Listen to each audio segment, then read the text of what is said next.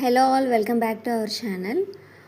ఈరోజైతే మన విజయవాడలో కిలో బుక్ ఫేర్ అయితే జరుగుతుంది. ఇది వచ్చేసి PVP square mall, Labbipet, MG రోడ్లో జరుగుతుంది.